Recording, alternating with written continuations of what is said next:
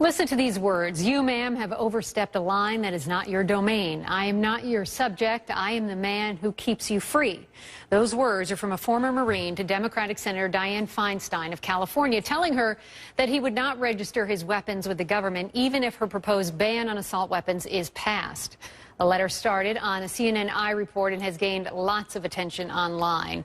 Joshua Boston, an Afghanistan veteran, joins me now from Louisville. Your reports, Joshua, have gone viral, more than 250,000 views in the last few days.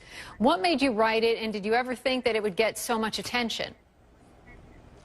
I didn't expect it to get as much attention as it did, but these things happen. I wrote it because I kept seeing in the news this debate about gun control, and all the points being brought up by Senator Feinstein, a lot of it's misinformation, and it seems to be, it's fear-mongering that she's spreading, and it's being perpetrated by the media as well. There's just not a whole lot of double-checking and not a lot of facts coming out in this discussion.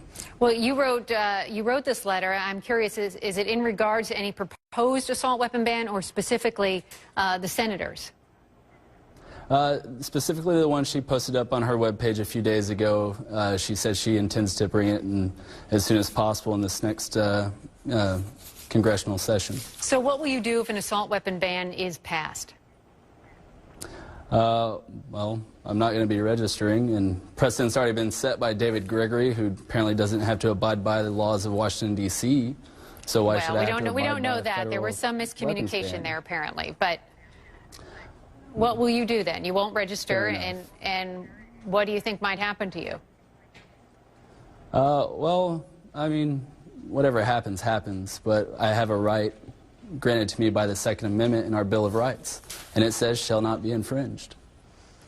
Most, if not all, assault weapon bans are looking towards the future. They're not retroactive. Now, according to Feinstein, her bill will ban the sale, the transfer, the importation, and the possession, not retroactively, but prospectively. It will ban the same for big clips, drums, or strips of more than 10 bullets. And in response to your letter, I want to read the statement that the senator released.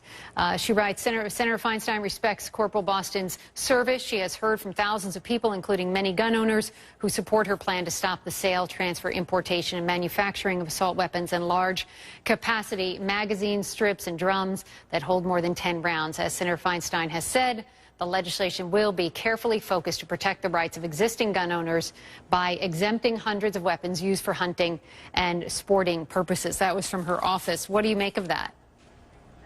I'm still confused as to where the hunting and sporting clause is in the Second Amendment. It's nowhere to be found in the Bill of Rights or the Constitution, so I don't understand what she means. So when you look at those things that happen, like the shooting in Newtown or the shooting in Aurora, Colorado, you don't think that there should be any change to the law? The laws we have are extensive. I mean, there's over 2,000 gun laws as it is, and the fact of the matter is predators are amongst us, and we have to recognize that fact. We don't live in a utopia. Our citizens have to be armed to protect themselves from these madmen. So what is the solution then? I mean, is that the solution to stop these tragedies, is for everyone to be armed? How do you stop this from happening again? Not for everyone, but it certainly ups the probability of successfully stopping a shooter before you have 20 dead, 30 dead.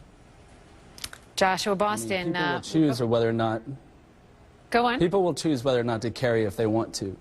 I've made that choice, as have hundreds of thousands of other Americans. And should we unfortunately ever find ourselves in a situation to protect others in our lives, we will. But the law is the law if it becomes law and you're just willing to break it. Unconstitutional laws aren't laws. Okay.